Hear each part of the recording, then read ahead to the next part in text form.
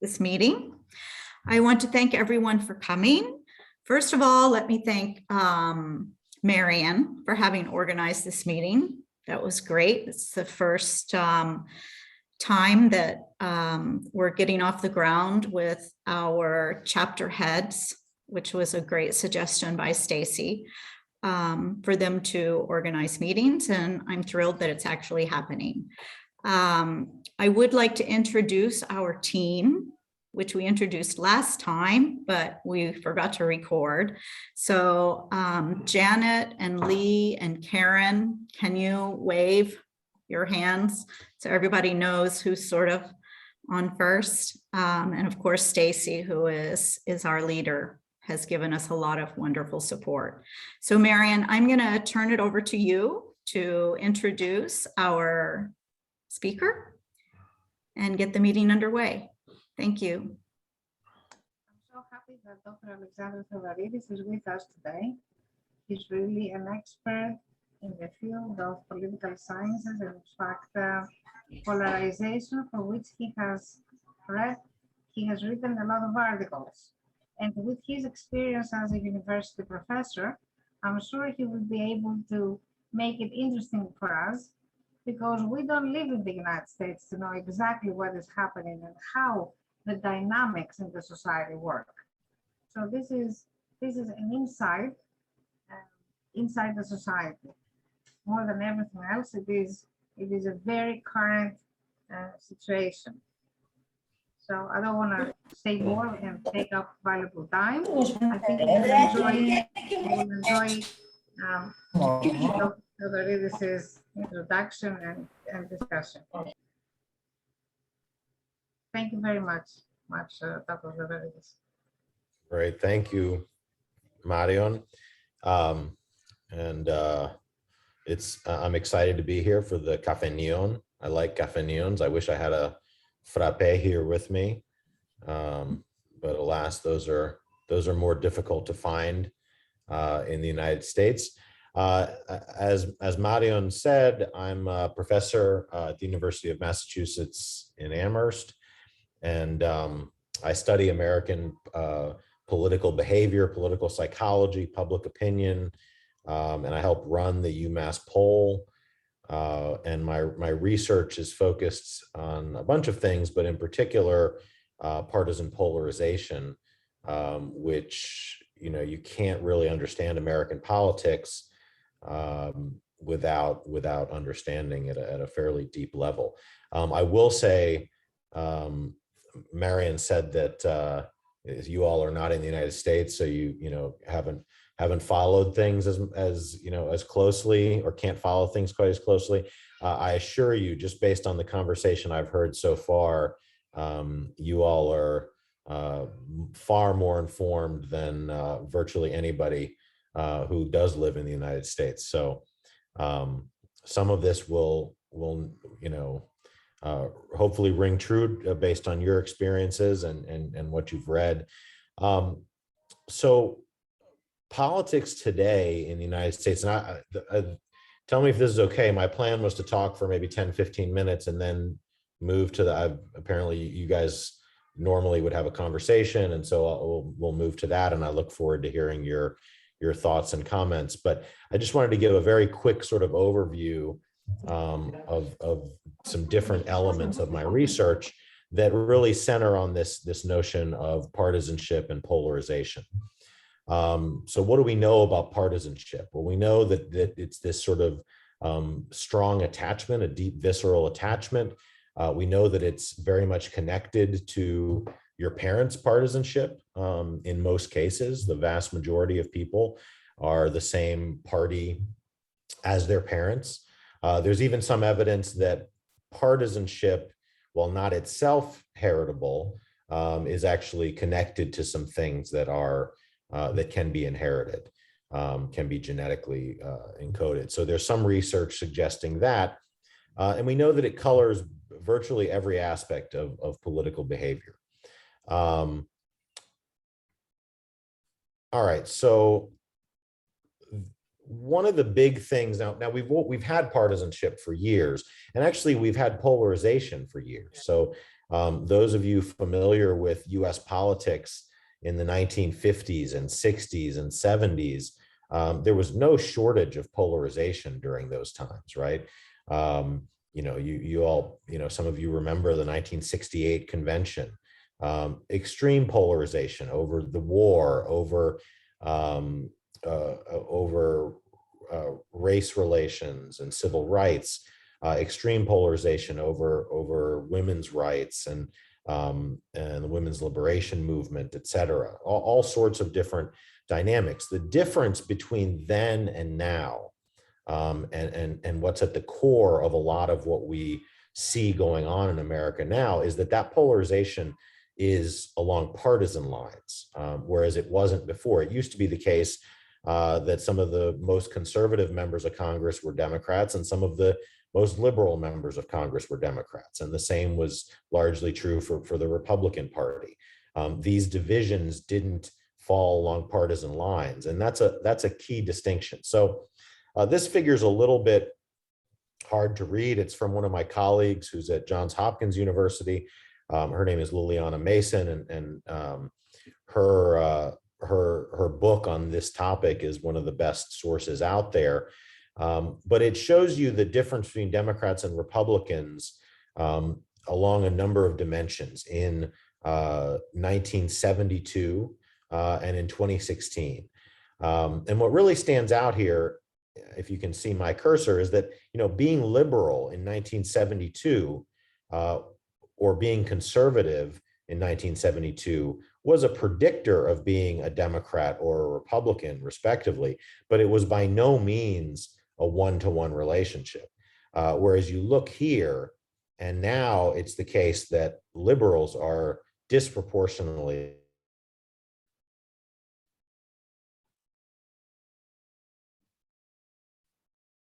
Republicans. Something like church attendance had no predictive value in 1972, whereas now it has a pretty strong predictive value. Being white has become more of a predictor than it was. So a lot of things have become sorted with partisanship in ways that really make it us against them. And it's not just these sorts of demographic things or ideological things. It's something as simple as what we call worldview. And this is from a book by Mark Hetherington called Prius or Pickup, which I encourage you to read. It's a great book about the polarization in our country today. So this is worldview, the way they define it, and worldview, as it's measured here, is actually measured in kind of a strange way. Worldview is measured by asking people how they think children should be raised. So things like, is it more important that a child be obedient or, explore the world, that kind of thing. So both things that people think are good, but which one's more important? And so with those data, a series of questions about how children should be raised, they come up with this notion of worldview that used to be called authoritarianism, but they're calling it worldview. And basically you have people who have a fluid worldview, who see the world as a place to be explored, who see, immigrants as a positive addition, that you get great ethnic food and diversity and all these things. But in general, that the world is a place to be explored and better understood, as opposed to people with, you can hear my daughter there, I think, as opposed to people who have a fixed worldview, and the fixed worldview respondents are people who see the world in general as a place to be protected from, right? That obedience is important, that it's essential that that people sort of fall in line and otherwise things get out of hand. And what you can see here is that not even as far back as 1972, 1992, your worldview had nothing to do with your party. Whereas today, the vast majority of people who have a fluid worldview are Democrats, and the vast majority of people who have a fixed worldview are Republicans. And this is a major shift over a relatively short period of time in terms of change in public opinion. So more than ever before, partisanship is fundamentally people like us against people like them, right? It's people who see the world in a certain way, and live in certain places and eat certain foods and drink certain types of coffee, against people who don't. And this makes it into much more of an identity this overarching identity that you can really reach to. And now my research, I use something called the implicit association test to understand just how deep this is. And basically what it does is it looks at the things, how well things are associated in your mind, how strongly things are associated in one's mind. And what I find is that for most people, your partisanship is strongly associated with your self-concept. So if I say something bad about Democrats, that's the same as saying something bad about you, right? Or if I'm speaking to a Republican, if I say something bad about Republicans, it's tantamount to saying something bad about them. The self-concept, me, myself, I, is inextricable at a very sort of deep, visceral, subconscious level with the party, right? And that leads to all sorts of biases and leads to all sorts of behaviors that we see over and over again. And all of this together leads to something we call affective polarization. For a long time, people would say, well, the American people agree on a lot of things. They're not that polarized. Polarization, the way we tend to think of it now as political scientists, is not so much about issue positions or ideology even. Although it is those things too. We've seen the gap widen between Democrats and Republicans on all sorts of issues. And obviously, as I showed you before, ideology. But more of what it is your feeling about the other side versus your feeling about the inside. So affect regarding the other side and your side. So this is tracking from the 70s until 2016. What we call feeling thermometers, which is basically from 0 to 100. How do you feel warmly or coldly regarding the following group? So we ask people about Democrats, we ask people about Republicans, and what we find is that the in-party feeling thermometer has not changed all that much, right? People had pretty warm feelings about their own party in the 70s, 80s, 90s. It's maybe dropped off a little bit. What has changed tremendously is this purple line here, out party feeling, how you feel about the other side, right? So, in the 70s, it was close to 50 degrees. So right in the middle, neutral feeling, a pretty, a nice warm early spring day or, early fall day.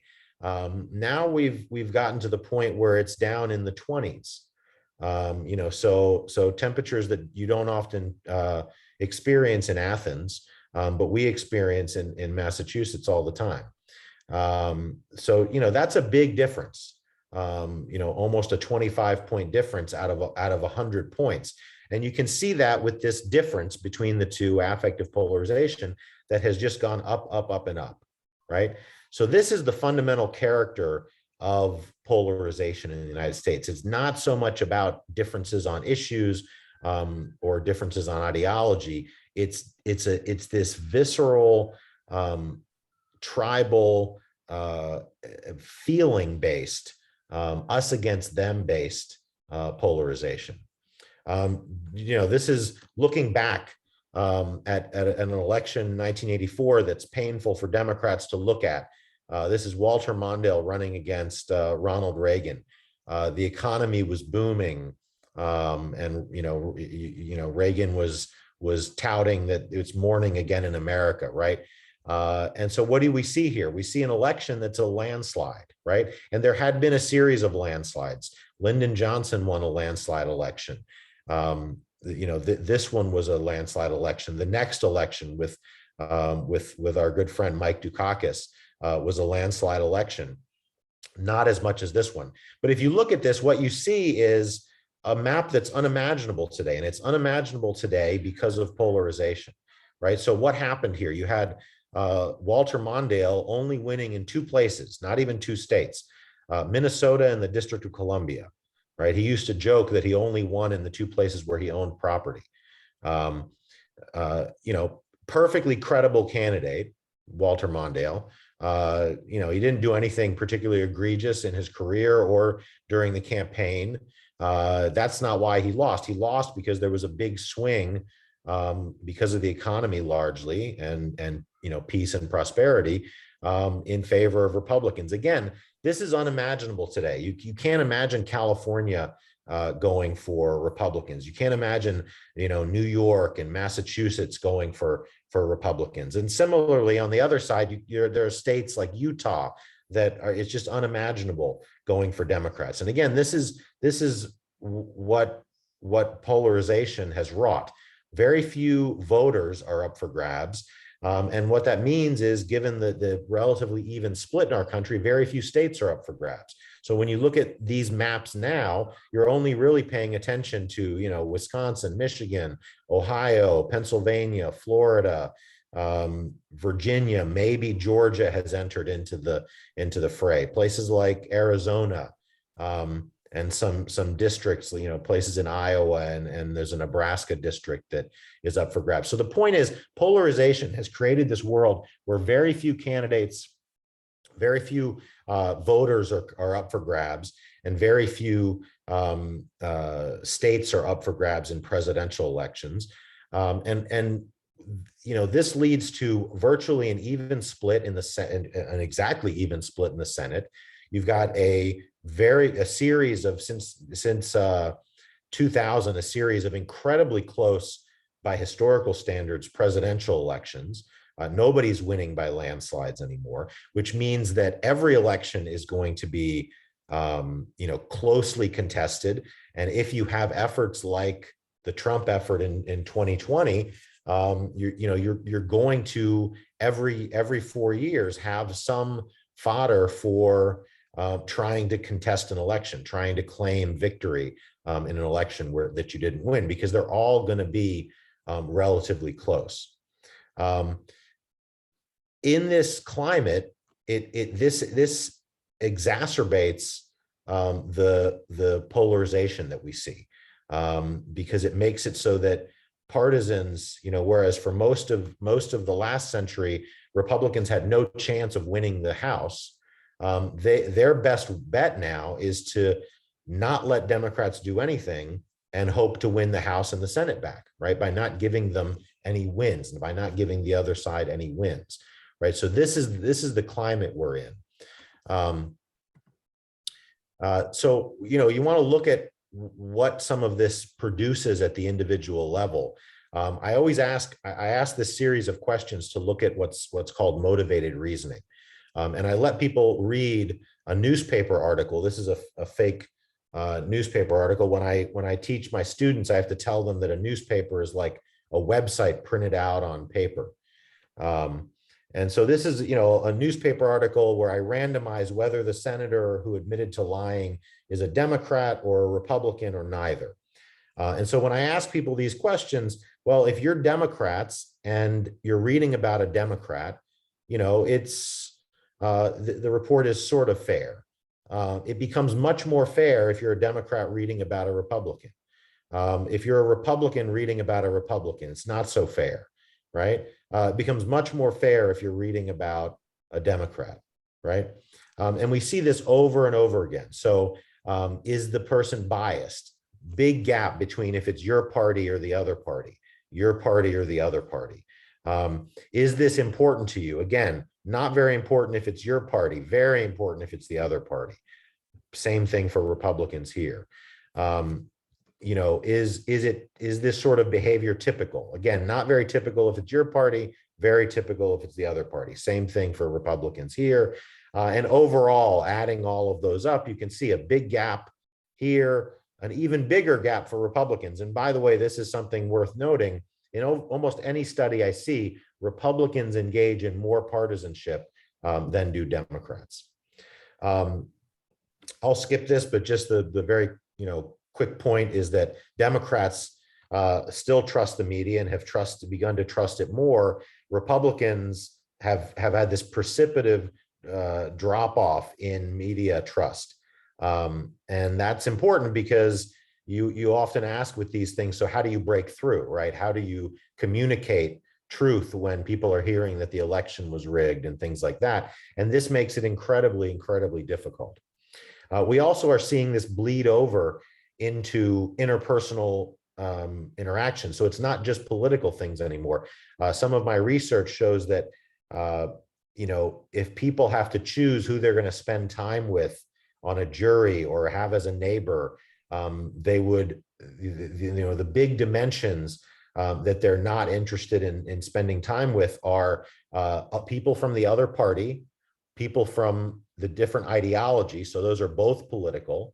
And in addition to that, there are a few examples of like Republicans are not keen on spending time with Muslims and things like that. But the dominant dimension where people practice social avoidance is partisanship. People do not want to interact with with neighbors or family members from the other side. And all of this leads to incivility that we've seen. It leads to the violence that we've seen, most notably on January 6th.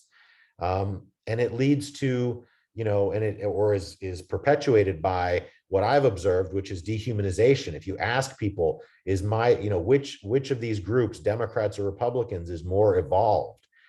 People disproportionately, and it's not just a few people, it's 85% of people say that their party is more evolved, more human than the other party, right? These are dangerous trends that we've often seen in cases like the Holocaust or other situations where groups have robbed the other side of human qualities, morals, things like that, in order to treat them poorly or in order to think of them in very negative ways. And it's a very difficult thing to get out of. So I'll stop there and just say that this is the world we face. Polarization affects us in a lot of different ways, but probably the most important thing is what it's done to our government in terms of making it possible to legislate and run the government. So thank you all. I look forward to the conversation. Okay, thank you very much, Dr. Theordoridis. I think Karen Lee would like to say something. She has given me a note that she has a I put it, yeah. Sorry, Marion. I put a question in the chat, which is a good place instead of scribbling it on a notepad. So when we were looking back in the 60s, when the polarization began to grow, to what extent was that driven by the Voting Rights Act and the flight from the Southern Democrats over to the Republican Party?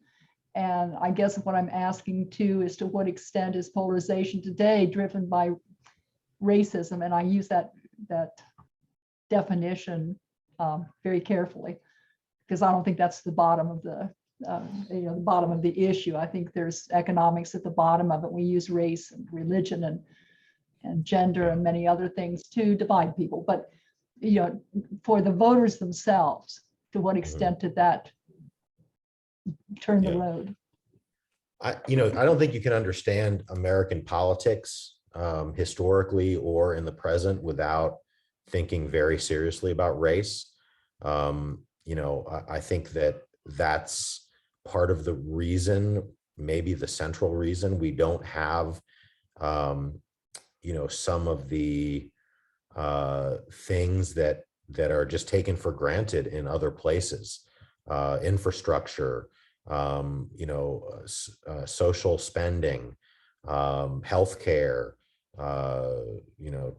public transportation, all of these things that, for those of you all living in Europe, just are kind of, assumed to be there. Like the notion, when you talk to people in Europe, the notion that somehow not having insurance, would get you, would make it so that you can't, get the health care that you need. It just seems unbelievable. And that's people on the right. If if you're talking to people on the right end of the spectrum, that seems unbelievable. Race, I think, is at the heart of a lot of that, right? Like, even if people are not cognizant of it, when you're thinking about spending more taxes, who are a lot of people on the right in the United States imagining their taxes going to, right? It's people in cities, it's people of color. When you're talking about immigration, obviously race and ethnicity are central there. When you're talking about criminal justice, race and ethnicity. So it's very important to all of those things. What you point to historically is critically important. Not just it's that moment where the Democratic Party became the party of civil rights. And at that point, the South, and this shows you the strength of partisanship, right? At that moment, the South, which had been the one-party South for Democrats, there were no Republicans. You'd have a very hard time finding Republicans in the South. And why was that? That was very simply because Lincoln's party, Lincoln had been a Republican, right? And therefore the Republican Party in the South was the party of Lincoln, was the party of the Civil War, was the party of Reconstruction. And so people 2 generations later, or 3 generations even later, were Republicans. Were Democrats because of that simple fact. That gradually started to change. And as that changed, polarization has ramped up, right? So, Republicans really took over over that period from the 60s until the 90s, took over the South. And that had a substantial effect on the sorting that we've seen now that I mentioned. This is part of the reason why I always emphasize to people, and people always ask me, like, so how do we overcome this polarization? And the truth is, I think it's more important to think about how we live with polarization, with partisan polarization, lower the temperature. I think it's a sort of an unnatural, out of equilibrium state, what we were in before, where you had the 2 parties not really being aligned with liberal or conservative, not really being aligned with important opinions on things like segregation and other social and economic issues. So I think it's much more normal, the state that we're in now. We just have to figure out how to operate under it. And the American system is not really well suited for it. Our founders did not talk about party. They had no intention of parties. They talked about the mischiefs of faction. To the extent that they talked about parties, that's what they talked about. They saw it as a real problem if we went down this road. And that's probably one of their biggest failings, is not recognizing sort of the inevitability of it. But we have this system that is very 2-party oriented, because we have these single member winner take all districts. And so we need to learn how to operate within it. So I always focus on things like, making sure voting is as easy as possible, getting rid of minoritarian, rules like the filibuster, right? You don't need to change the Constitution for that. If you're going to change the Constitution, I'd get rid of the Electoral College. That's a minoritarian thing. There are other such things that I think would make it easier to function under polarization, as opposed to, kind of waiting and hoping for polarization to diminish, which I don't think it will do until we have another major realignment at some point. All right, thank you very much. I hope the question is answered. And Sarah Jane, please, would you like to say something? Yeah, I found really interesting the graph about the mindset of whether you're in a fluid or a fixed mindset and how that has changed so radically. And I was wondering if there's any studies about how, I don't know, how globalization may have affected people's mindsets becoming more fluid or less fluid, and just exposure. And is there a dividing line between, I mean, even, about the amount of exposure someone has, and if that has helped to create a more fluid mindset versus someone who has had very little and it's very fixed? And if so, I mean, how do we go about changing somebody's mindset? Worldview is something that should be pretty stable, right? And it tends to be pretty stable for individuals. And so it's hard to do that. I mean, that's one of those things that you kind of, that changes just over time by generational replacement. It's not very easy to convince somebody that, hey, you should see these immigrants as a source of variety in your life and all of that, as opposed to a threat. That's very hard to do.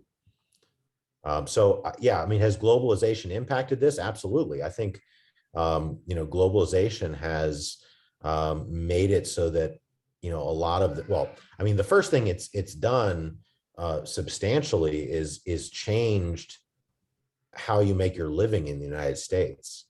I mean, a lot of the kind of what people focus a lot on, like, the rural resentment, and there's a great book, by the way, on rural resentment that's worth checking out by Kathy Kramer, who is at the University of Wisconsin. It sort of came out at just the right moment when she happened to be studying these rural communities in Wisconsin, just as Scott Walker emerged and Donald Trump then won the presidency, thanks in part to Wisconsin. So there's a lot of focus on that, but it's and globalization has created a lot of that. I mean, there's this sense that, like, the jobs that working class, which tends to be a euphemism, working class tends to be a euphemism for white and not college educated, basically. There's a lot of people of color who are working class, and nobody really talks about them. That's not what people mean usually when they say working class. So the image of, like, the white working class, which again means white people who don't have a college degree, largely who live in rural areas, that group of people have been sort of left behind by globalization, because some of the jobs that they were doing and that they imagined that they'd be able to continue doing without an education have just disappeared. So yeah, globalization plays a big role in this. It's sort of a more subtle kind of tectonic role. Does that answer your question, or? Could I, can you hear me? Peter, I'm sorry, it is Lee's turn first, and then I'm Okay. turning over to you. Oh, okay. I didn't know how I put my hand up. Let's Okay, see. you go next. So Lee Anderson first. Yeah, you mentioned some things that, might make the government a little bit more workable under polarization. But all those things are things that the Republicans seem to be very against. So are there things that we can work with, perhaps, that in today's situation where we can get them to agree with this more, or to begin to have any kind of workable situation between the two parties? I mean, the short answer, I think, is no. I think the right answer is that when you have the opportunity, which Democrats have had, you know, you have to take advantage of it. You know, I mean, there was that stretch at the beginning of the Obama administration where there was, you know, a filibuster-proof Democratic majority. And they spent all their time, you know, fooling around trying to get like one Republican to sign on to Obamacare. And in the process, you know, Ted Kennedy dies and is replaced by a Republican, and it, you know, so you know, and right now Democrats have a majority. Now, unfortunately, they don't have a majority of people willing to say put the filibuster to the side. But when they do, I would say do it, right? Get rid of that. Get rid of that. I mean, it's just, it's a ridiculous thing. We have a system that is, as it is, very difficult to pass things. And we make it even more difficult. You know, there's nothing in the Constitution saying that the Senate needs to be this super majoritarian body. And by the way, it's super majoritarian in ways that benefit Republicans, because more of the things that they want to get done, they can get done through reconciliation. And also, by the way, they're not as much about getting things done as Democrats are, right? Democrats are more about like new things. That's kind of at the core of being liberal or conservative. And so, you know, it's much more of a problem for Republicans. They can play prevent defense. You know, and anyway, so that's what I would say. I also, you know, some of these things you're not going to get Republicans to agree with you on, but like, you know, Democrats need to push hard to make sure voting access is as easy as possible.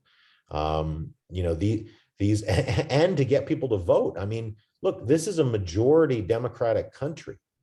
Part of the issue here that we don't talk enough about is that Democrats are, on average, lower propensity voters, right? So there's a lot of political science research looking at things like when it rains on election day, right? That leads to fewer people turning out, and in particular, fewer Democrats turning out, right? So, you know, what does that do? Well, it makes it so that, you know, it tells you that the people who are likely to be dissuaded from voting for whatever reason, in this case, rain, are more likely to be Democrats. And when do we see that play up? Well, look, you know, people were very excited to go vote for Obama. But what happened, you know, in 2010 and 2014, right? You know, those were elections where Democrats lost massively. And that matters. I mean, in some ways, it almost matters more than having Obama in office, right? Losing the House and the Senate. And why did that happen? Well, it happened because you had dismal turnout in most places in those elections. So, you know, getting people to turn out to vote more, you know, is really important. And if you know, once you get those Democratic majorities, use them. So, you know, I mean, in principle, I'll give you an example. In principle, I'm very much in favor of these commissions, these bipartisan or really nonpartisan commissions to do redistricting. But if everyone's not doing it, it's sort of like handing over power. So I'll give you an example. I'm from Virginia, and you know, in Virginia, Republicans did the redistricting most recently. Democrats have a long history of doing it in ways that were very punitive to Republicans. So it's not, both sides have done this, but what has happened lately is that they moved to this bipartisan commission, and the commission is basically set up to fail.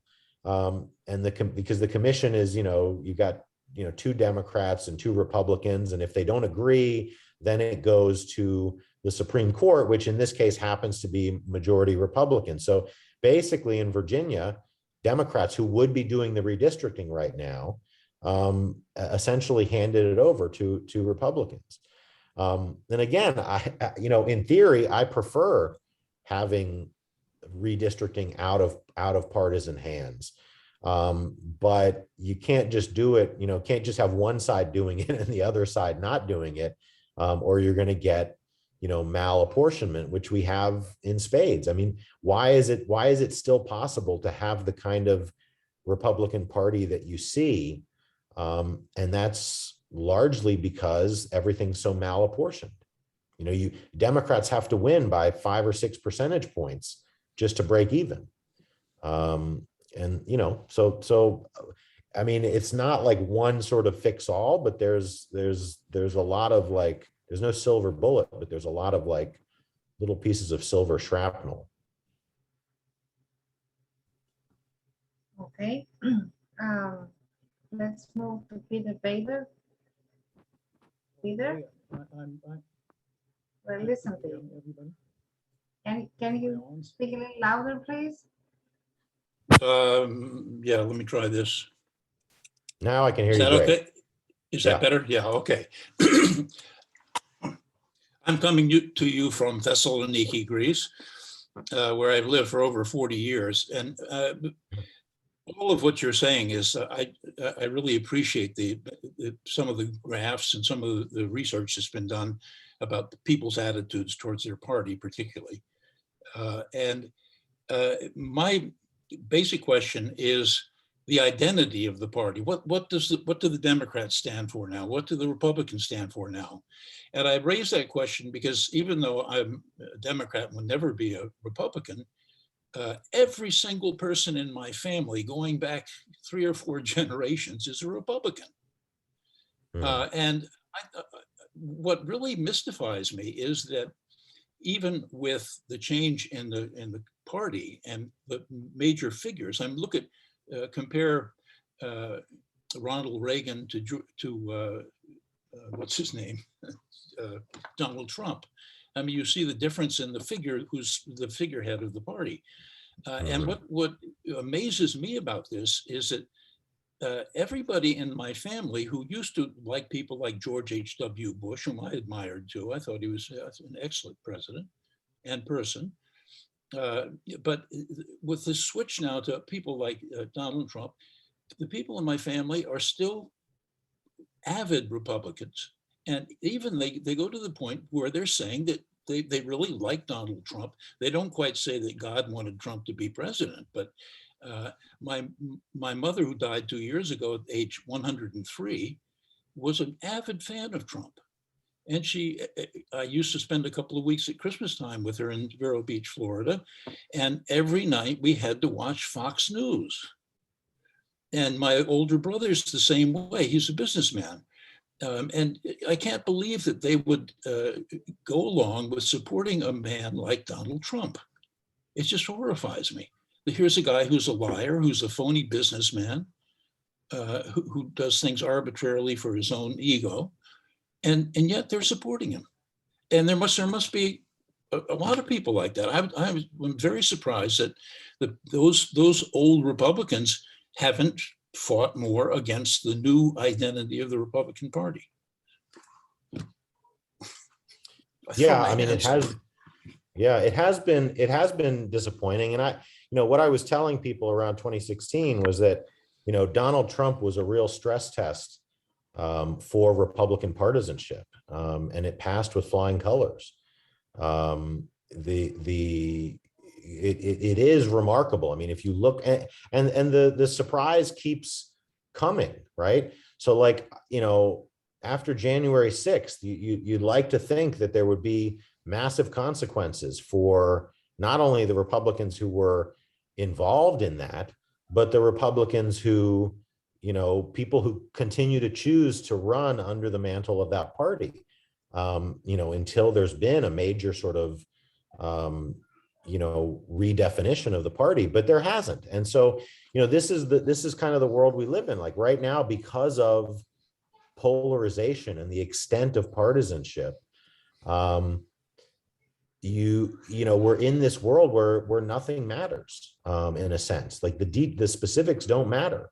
And I don't know, I think Trump just stumbled into it, but I think he's essentially, at some level intuitively understood that, that you don't need to apologize. You don't need to, shift courses because it doesn't matter. You can just make stuff up and you end up with, I mean, our UMass polling shows like 80-something% of Republicans believing that the election was, was stolen, that Joe Biden was not elected legitimately.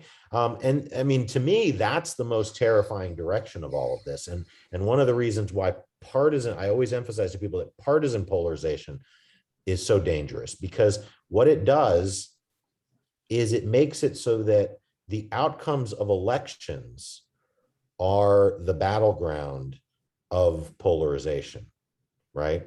As opposed to in 1968, where the battleground of polarization was like which Democratic candidate was chosen. Was it going to be Eugene McCarthy, or was it going to be Hubert Humphrey, right? That was this sort of internal battle going on. Now that's fought over elections. And what we've seen before is that when you had similar levels of partisan polarization right before the Civil War, essentially you had an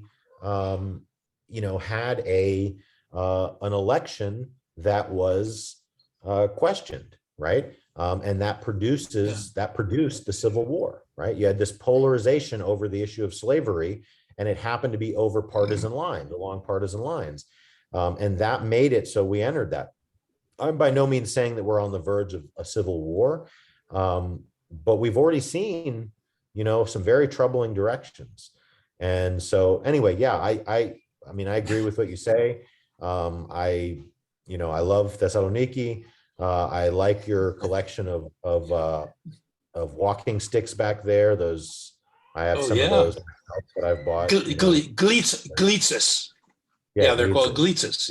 Yeah, glitzes. Yeah, I have a very good collection. I did a lot of hiking up Mount Olympus. Yeah. Dr. Thank you. Alexander Theordoridis is a climber himself. Oh, is he good? Yeah. Well, I haven't climbed Mount Olympus. I've been to the top of Mount Olympus 29 times with student groups and friends. So Wow. So I don't do the it next- anymore. The next project. So now we're back to, let's see. Janet. Now it's Janet, right? Janet and then Yes, Stacy. I'm Janet, and I'm in Athens. And, so far we've been talking about all of the things, the observable aspects of polarization. And lately I've been watching Senator Whitehouse's 9-part presentation called The Scheme, where he speaks to the Senate, documenting how the Republicans have captured regulatory agencies and captured the Supreme Court through dark money. And this is a huge concern, especially in this atmosphere of polarization, because it seems that democratic institutions have become galvanized along these party lines.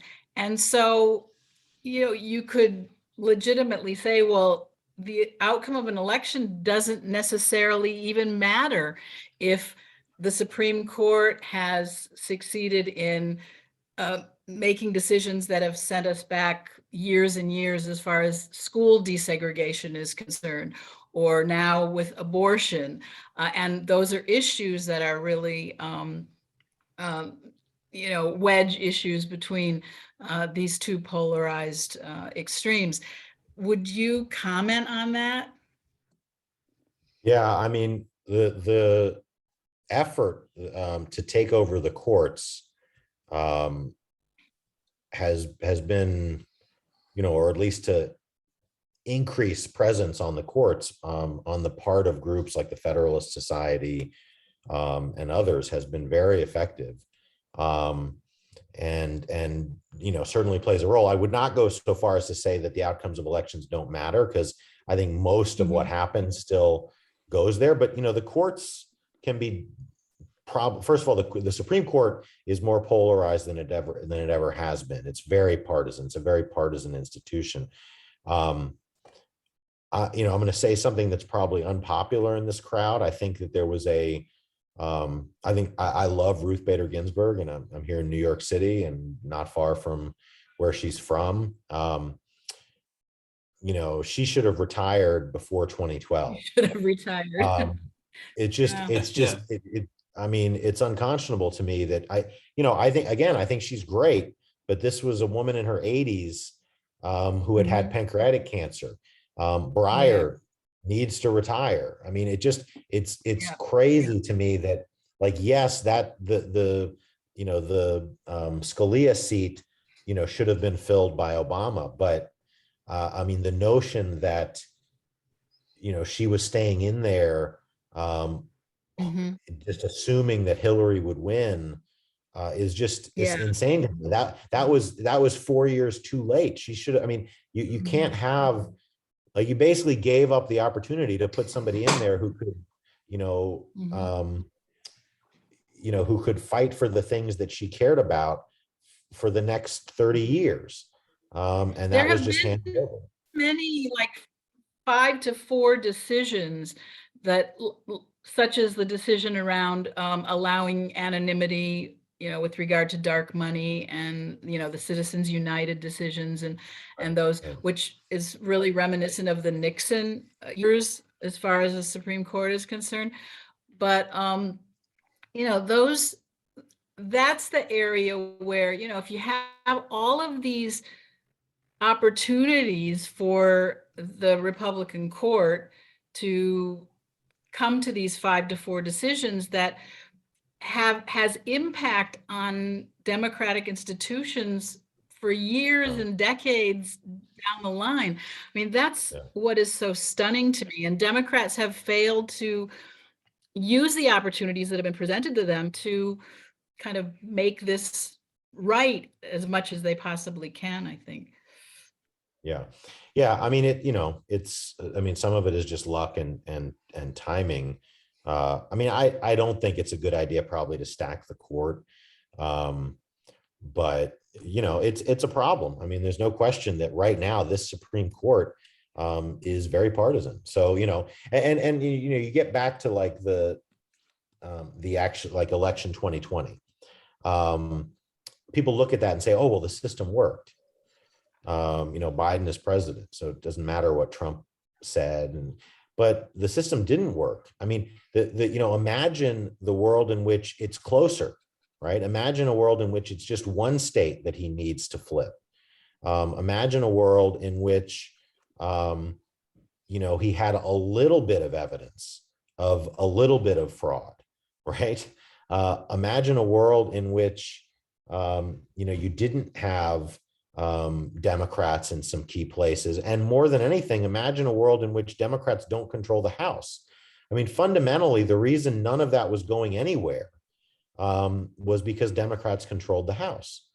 So, the notion that somehow our system worked, it exposed, I mean, and again, I don't think the Electoral College is going anywhere.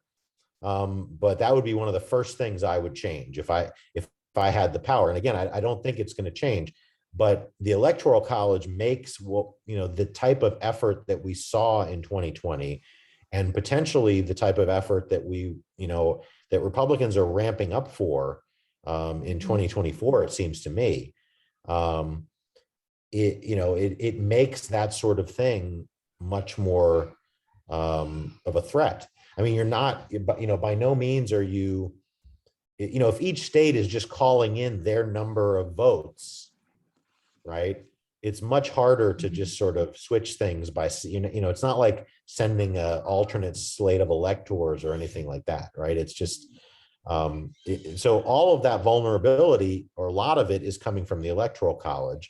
And again, like nobody learned that lesson. Democrats are very focused, as they should be, as we should be, on, making sure that, people have access to voting. But I'm at least as concerned about all the things that are happening to make elections more politicized, more political. Election administration, I should say. Elections are already political and should be, but election administration. So all of these laws coming up in red states that make it so the legislature can jump in, you know, more easily, things like that. Those sorts of things are what concern me the most. Thank you. All right. Thank you again. And let's move to Stacy. Stacy, please. I'm unmuted now. Professor Theordoridis, thank you on behalf of Democrats for giving us your time and your expertise. I'm going to piggyback off what Peter was talking about with the messaging and the Democratic Party. You haven't given me much hope with issues of people internalizing their polarization, that it's something that's going to stick with them for a long time. So I don't think we're going to be able to convert anybody at this point, from what I'm understanding. So for the freebie consultation, what direction do you think our messaging should be? What's the action that we should be taking as Democrats in order to lessen that polarization so that we can have some better conversations that aren't so hostile? Maybe we can say, okay, you know, we're the better, and we can see the real people behind those conservative attitudes. We all say, well, you know, Peter's saying, I've got Republican family, I've got Republican family too. We all do, and we see all those people as normal people until we start having political conversations.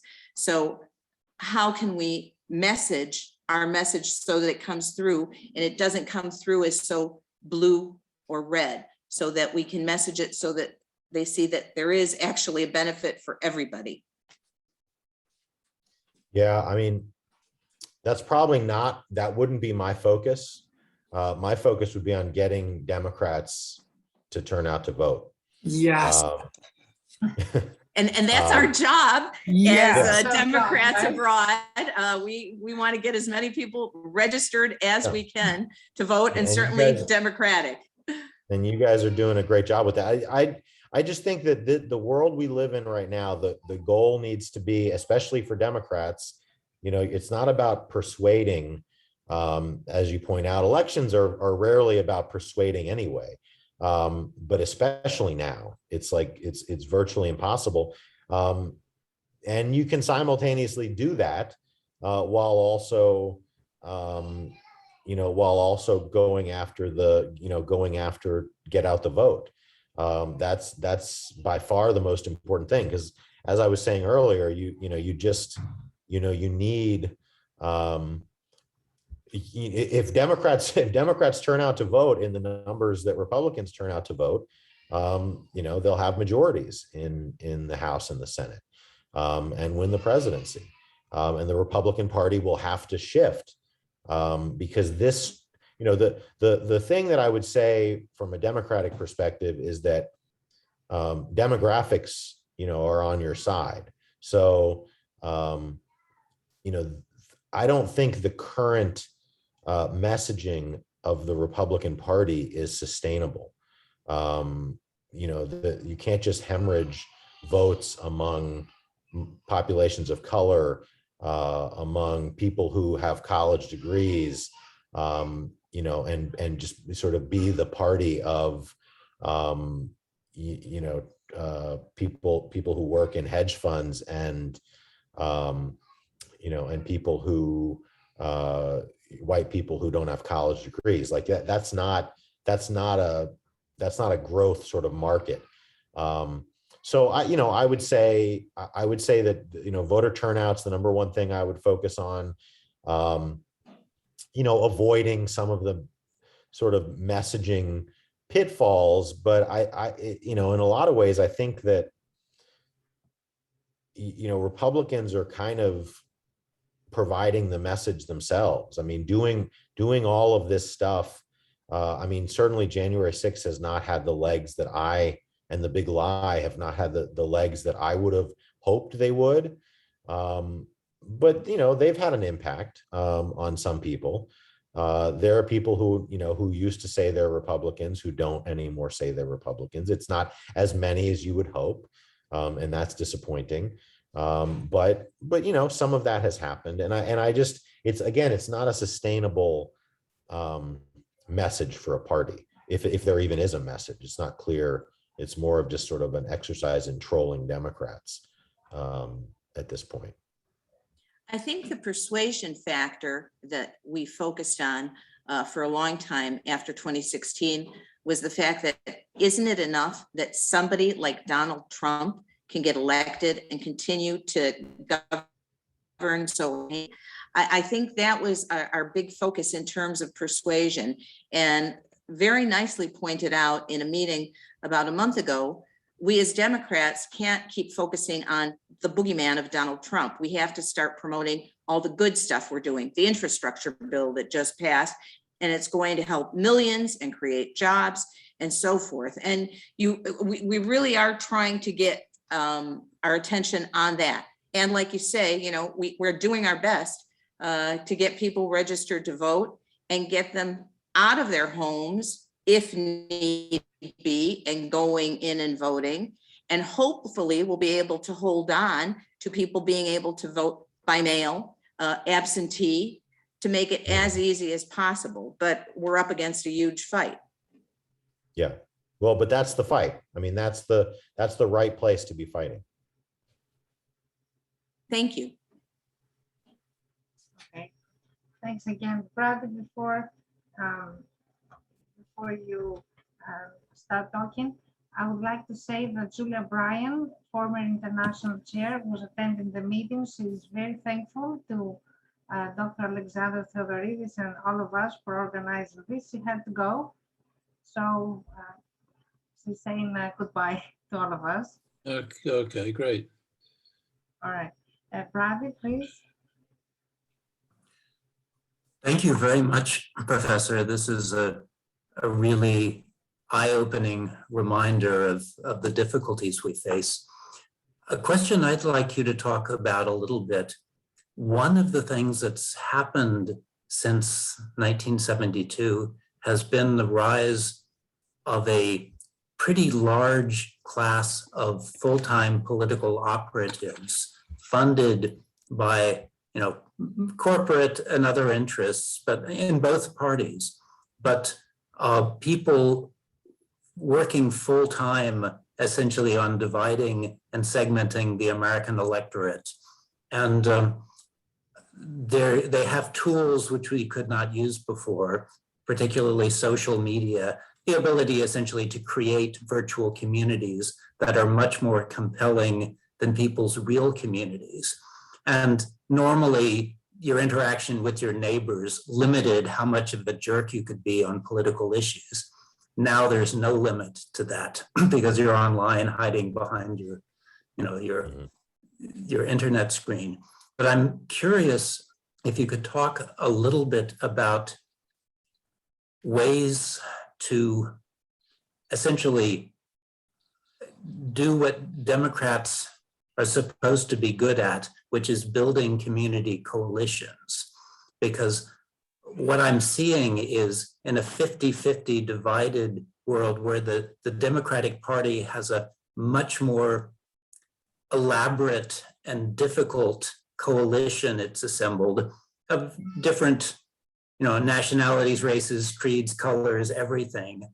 And it's the stakes for success in dividing one of those constituencies.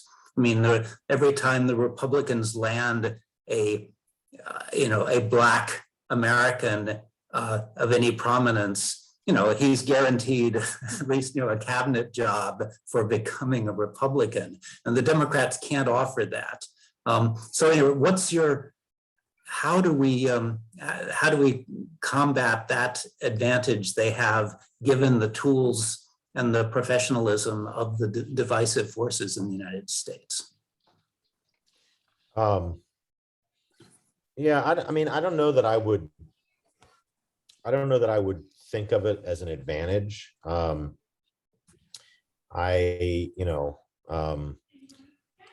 Like, I don't think it's an advantage to basically have a party that's not very diverse.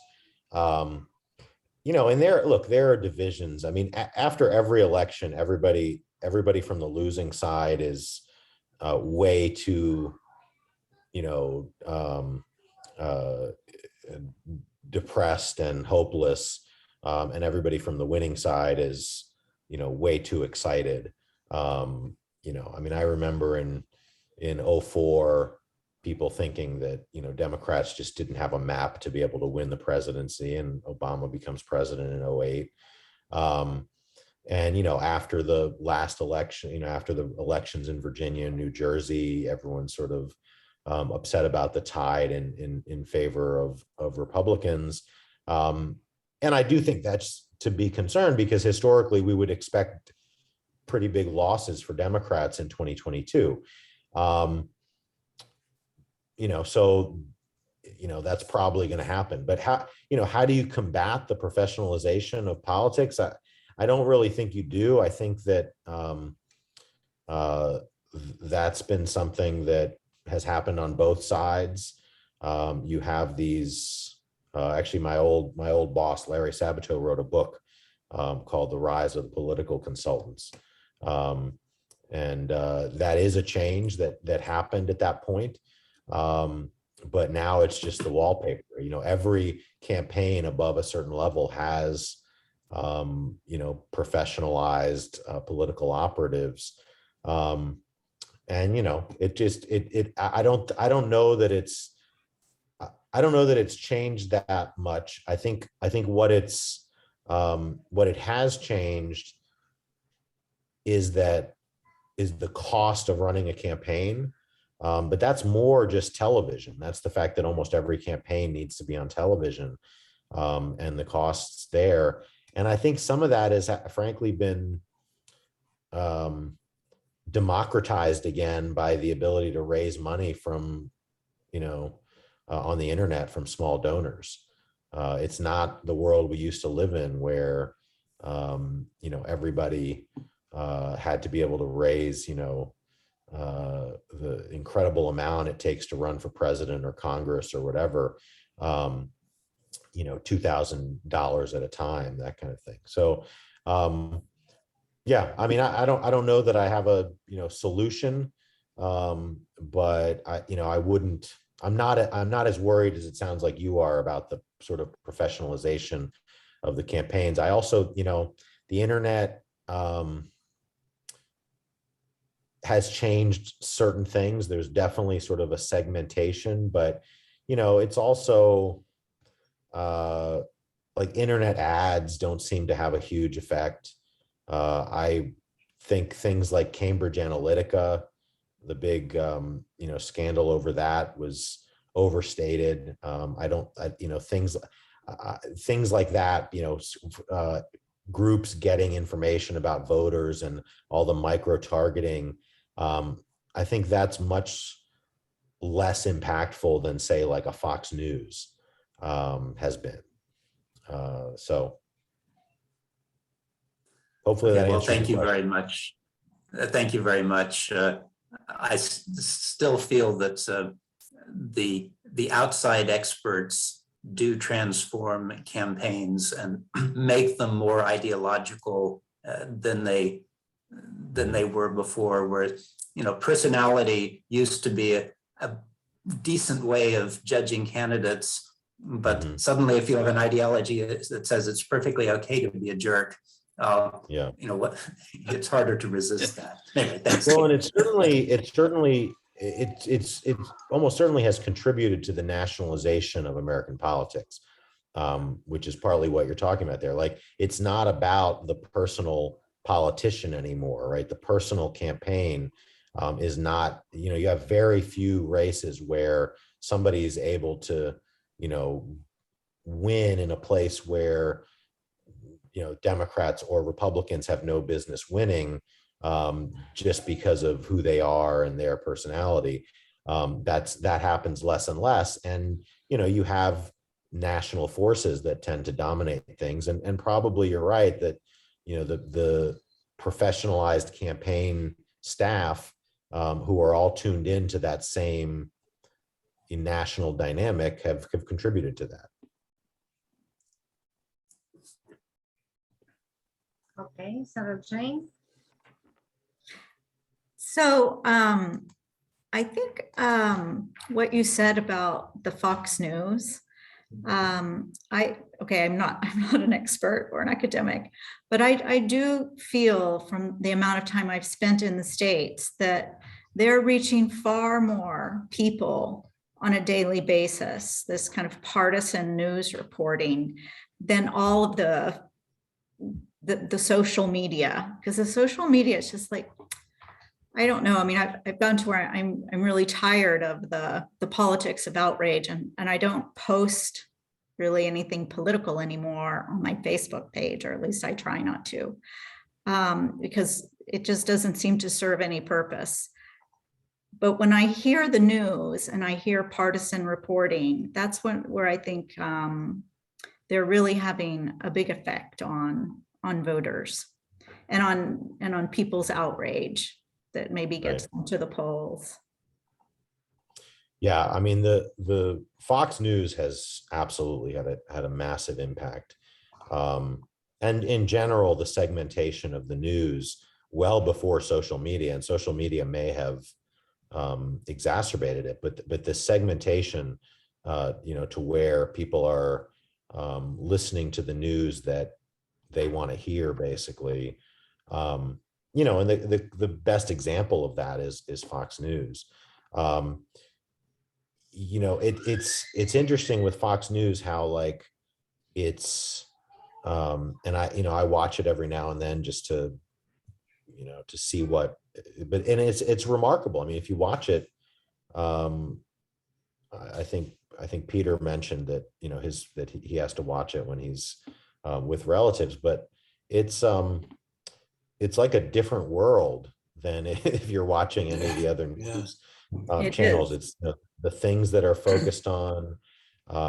It's completely different. It's not anymore at all like the world where everybody was watching Walter Cronkite and getting the same take on the news. I think another dynamic that has played into it is the fact that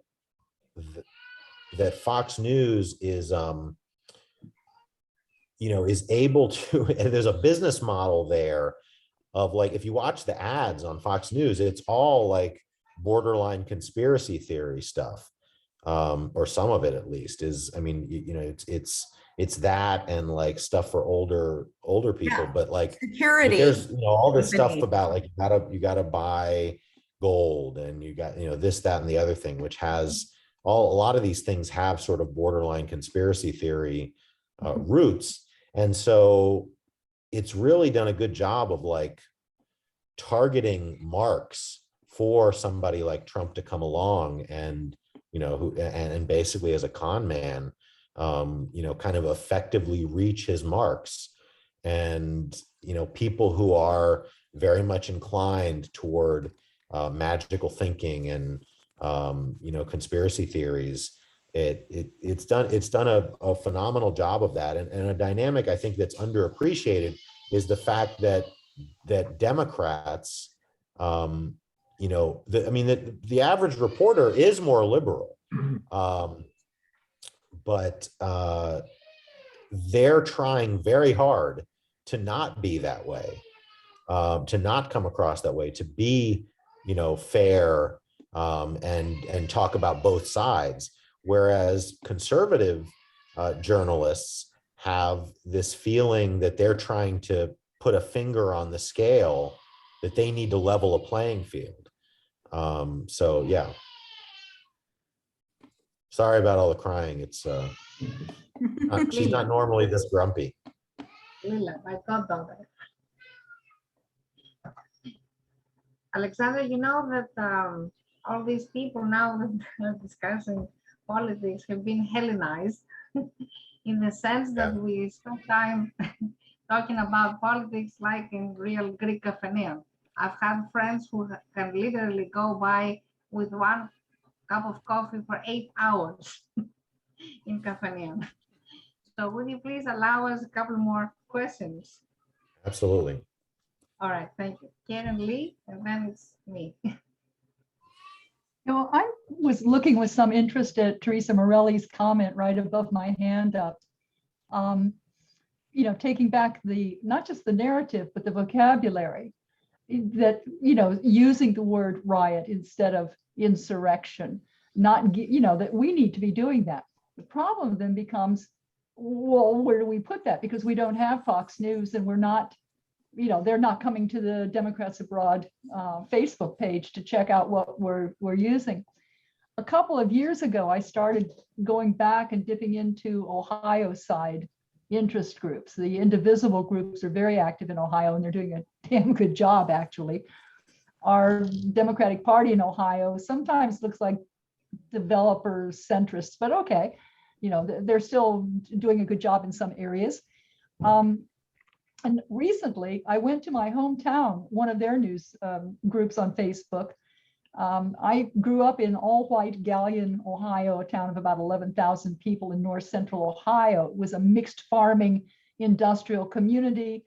The industry has all fled. It was done by PBS, as a matter of fact, a couple of years back, of one of the most depressed areas in the country. But that news group, one of the guys was talking about investing in Bitcoin. We ought to do that. So I was interested when you mentioned, buying gold, the ads on on Fox News. That's also what's being put out, and what it rested on. His argument rested on the fear of the crash of the dollar. It's going to crash any day. The whole system is going to turn upside down, and we're all just going to be even worse off than we are now. So how do we get the word back out? Well, one of the things I've tried to do is to say reasonable old lady things, who was born and raised in Galion, Ohio kind of stuff, to counteract some of the silly things that I saw on there. It's a hard thing to do, because if you're not really, really careful, you come across as an arrogant liberal snowflake, and they don't want to hear from you. So it's a hard message to put together, but I'm working on that. And in the light of that, and you can comment on this or not, but I want to put in a plug for where Democrats Abroad globally is headed right now, into the state teams regarding next year's midterm elections. Instead of just sending out the message to all our members, getting our members to reach back to their home states that they know and love and have connection with and can talk to, and find the ways that we can perhaps influence a few of the Republicans who have fled, or the people who are sitting on the fence trying to decide. And I guess I would add to that, maybe you could comment on this part of it. First of all, if anybody is here, it has connection with their home state, they might want to check out the team for their home state and help out. But beyond that, going back to the consultants and the problem of getting the message out, is there something we can be doing within the party to encourage low-scale, non-professional consultancy? That is, to make it a little more grassroots and a little bit less conducive to the highly paid political consultants who make a career out of keeping us on television, instead of knocking on doors or using the phone and offering people rides to the poll today because it's raining, so let me pick you up in a car. Well, I'll tell you, the biggest impact on this has actually been from political science. I can't personally take credit for it, but this is one of the big ways that political science has changed campaigning.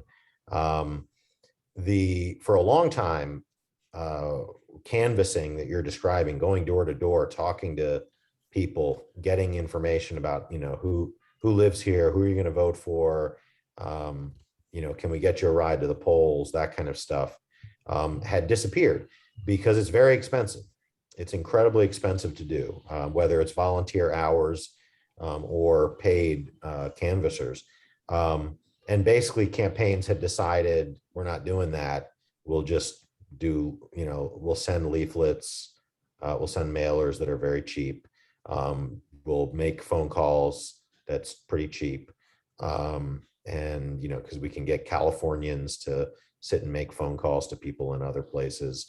And we'll basically depend on that, or we'll have robocalls, things like that. And basically some of the best political science research using field experiments, which is a relatively new thing that we do in political science, using field experiments showed that it's incredibly powerful to you increase someone's probability of voting if you send someone to their door, by like 8 percentage points or something, as opposed to like 1% or no effect for a mailer, and like 2 percentage points for some of these other things, and 3 percentage points for a personal phone call or something like that. So that's, the political science has contributed a lot to that. And I think that hopefully that's here to stay. Now, I will say COVID put a real dent in that in the last election. Republicans were still doing it. Democrats were not doing it as much. So hopefully as the pandemic, ends, Democrats will be able to do more and more of that. But that's incredibly valuable, door-to-door stuff. And it's not so much about persuasion. I mean, you want to be able, there are swing voters still. There just aren't that many of them. But the flip side of that is that all elections that matter are relatively close. So just a few voters can make a big difference. There's people out there like Abigail Spanberger, in Virginia. Like if she's able to win in the next election, it's not going to be by a lot. She's not going to have much margin, and she may not be able to win, but they're like this. We're in this world where nothing matters much, but at the same time, every little thing can be decisive. And we saw that in 2016, right? There's a million little things where you could say, well, that could have gotten you, 70,000 votes across 3 states, which is nothing. I mean, that you get these elections that are basically coin tosses. But yes, the most important thing I think is mobilizing for turnout. More than anything else, and you want the message to connect with that and all, but it's mobilizing for turnout. Yeah, I got to throw back in one of the conversations in this Ohio 12 group, actually, after I think in 2018, we lost in urban areas and we lost the rural areas. And there was this conversation about, we've got to get the rural voters. And then somebody else would say, nah, they're never going to change. And then we talked about this door knocking business. And, one of the things is if you go up to a farmhouse door, assuming that you can, and you say, hi, I'm here for Mr. Biden, or I'm here for the Democrats, they're going to, But if you say, how are the soybeans doing? If you know the people that you're going to knock on the doors of, and that's the rural voter. Let's talk about the urban voter. How are the kids doing in school? Do you have a charter school in your area? How is that? Did you send your kids there? Is it any good? That we need to be educated, or at least smart enough to say, you got some stuff going on here. I see you've got this field down here that looks kind of dry, but I don't know the first thing about farming. Tell me about it.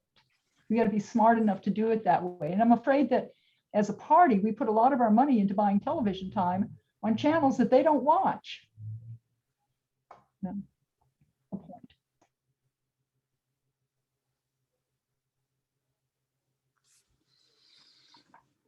Karen, are you done? Yeah, oh, I'm sorry. Yes, I muted myself. Yeah, I'm at Okay. somebody, and Teresa threw in here about postcarding. You might look at that comment. Because I'm not doing a postcard campaign to send back to the US 2 months later. Okay. My question to Dr. Alexander Theordoridis is a short one. I have recently had the impression that Biden's recent effort for bipartisan politics and concession has caused friction among the Democratic Party. How true is this? I think it's partly true. I mean, you saw it in the last, for the infrastructure bill, right? Like that ended up being bipartisan in the House and lost some Democrats. I don't think I think they're like all these efforts for things to be bipartisan, I think are a waste of time. Democrats should just focus on the Democratic leaders should just focus on getting stuff done that will be popular, that will help get them elected, get them wins, quote unquote. And yes, I mean, there is division in the Democratic Party. There's division in both parties. There's always division in both parties. The problem is, like if there is a messaging point that I would make, it's, if you want us to get the stuff done, if you're the Democrats in the House and Senate, especially in the Senate, the message should be like, if you want us to get the stuff done and not have all this trouble passing everything, maybe you should give us more than 50 votes, in a 100-seat Senate. It's a much harder message to get out there. But it's important to get it out there largely because it's not a message that the media have been picking up. I mean, if you watch media coverage, of the infrastructure bill and the inability to get it passed and Manchin and Sinema and all of that, it was all about division among Democrats. And it's like, really, that's the story here? Why isn't the story that Democrats have a razor thin margin in both the House and especially the Senate, and they were still able to get some things passed? So like, I mean, that's how I would try really hard to frame all of this stuff, because I mean, look, and let's be honest, like they shouldn't even have a margin in I mean, to me, there's no way that, Ossoff and Warnock both win if Donald Trump hadn't been doing all of his big lie stuff in Georgia, alienating a lot of people and turning off, frankly, a lot of voters. So yeah, I mean, I just think that there needs to be more emphasis among Democrats on how much they've been able to get done, despite having almost no majority.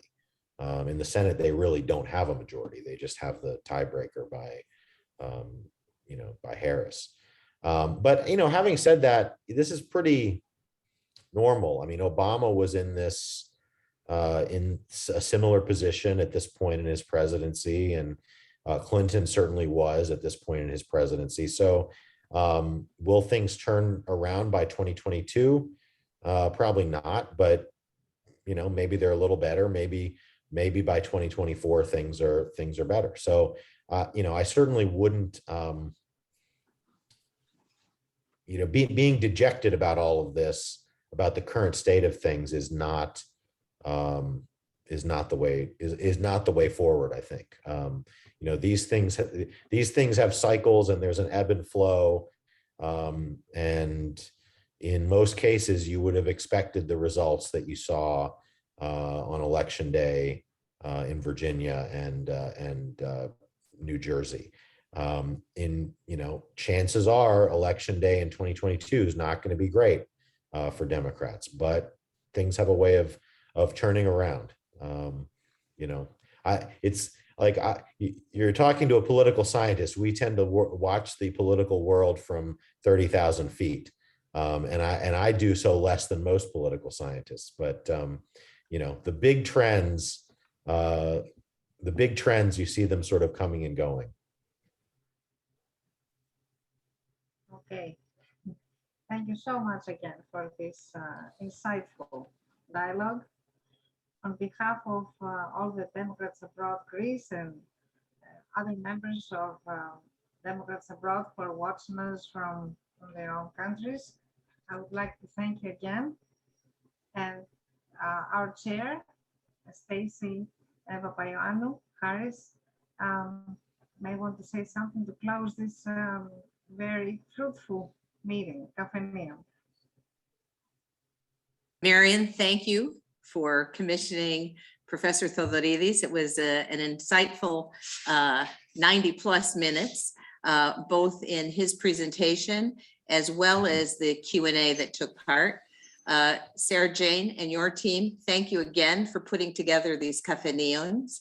It has been nice to be able to come together and pass the political ball around virtually, even if we can't do it on a village square over a frappe or an elinico straight up.